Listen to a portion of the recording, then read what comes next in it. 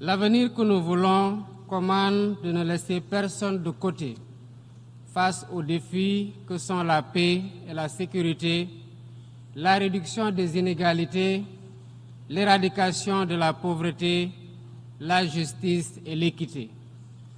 Nous ne pouvons réaliser cet avenir que dans la recherche de solutions communes dont le fondement se trouve dans un cadre multilatéral, un cadre qui inspire confiance et adhésion et sert les intérêts de tous.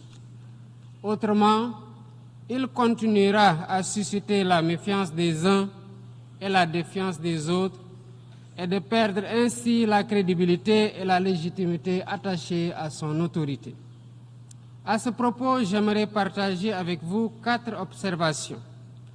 Premièrement, il est clair que notre futur ne peut se construire sur le modèle actuel, dominé par les injustices, l'extrême pauvreté qui touche 10% de la population mondiale, les tensions géopolitiques de haute intensité et le réchauffement sans précédent de la planète qui affecte gravement nos pays.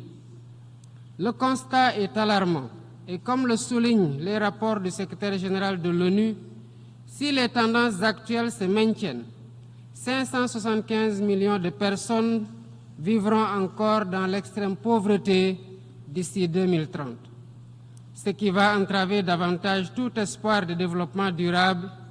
Et face à cette situation, il est impératif de s'attaquer au cycle infernal de la dette, dont les taux anormalement élevés asphyxient de nombreux pays du Sud.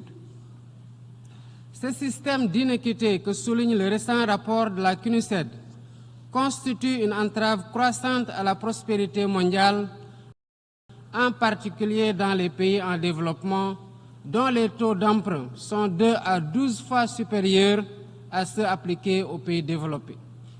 Pour une meilleure soutenabilité de la dette, il faut réformer les conditions d'accès au crédit, surtout le crédit export, en assouplissant les règles sur les taux d'emprunt et la durée des délais de grâce et des périodes de remboursement. Deuxièmement, la nécessité de réformer la gouvernance politique, économique et financière mondiale pour refléter les réalités d'aujourd'hui. Même si des progrès ont été accomplis récemment, notamment avec la décision du G20 d'attribuer un siège permanent à l'Afrique et celle des États membres du FMI d'accorder un 3e siège à l'Afrique dans son conseil d'administration, il reste beaucoup à faire pour garantir une pleine inclusion des pays en développement dans ces instances.